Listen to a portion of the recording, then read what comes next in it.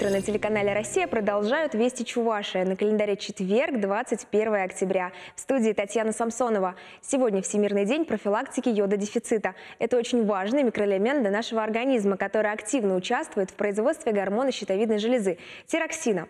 На его создание уходит до 90% потребляемого йода. Чтобы восполнить недостаток этого микроэлемента для организма, важно включить в рацион морскую капусту, океанскую рыбу, грецкие орехи и фейхоа, отмечают медики.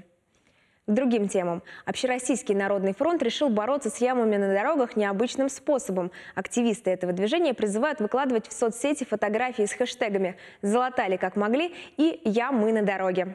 На конкурс принимаются фотографии от жителей Чувашии, которые самостоятельно латают ямы с помощью подручных средств, а также кадры плачевных результатов дорожных работ – асфальта с буграми, кочками и ямами.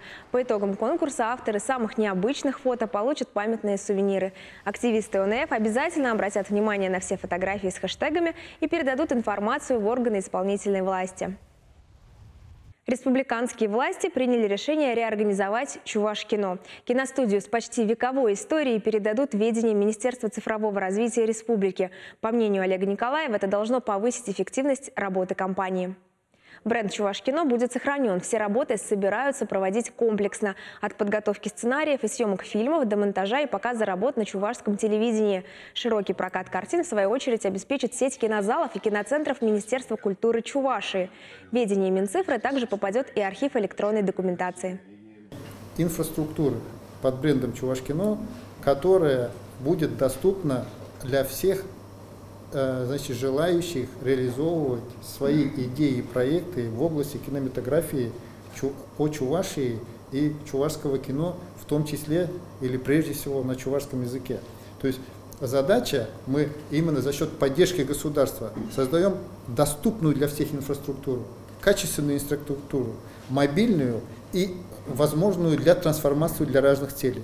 В России стартовал конкурс региональных брендов продуктов питания «Вкусы России-2021».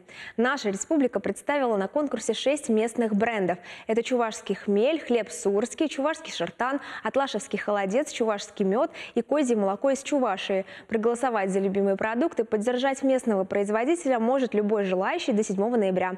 Голосование проходит на сайте «Вкусы России-2021». В этом месяце завершается прием заявлений на единовременную выплату семьям с детьми школьного возраста. В Чувашии господдержка в размере 10 тысяч рублей уже выделена 180 тысячам детей. Пенсионный фонд напоминает, что родителям, которые не успели получить выплату, нужно до 31 октября подать соответствующее заявление через портал госуслуг или через клиентскую службу по месту жительства. Таковы вести к этому часу. Одевайтесь по погоде, берегите свое здоровье и оставайтесь на телеканале «Россия».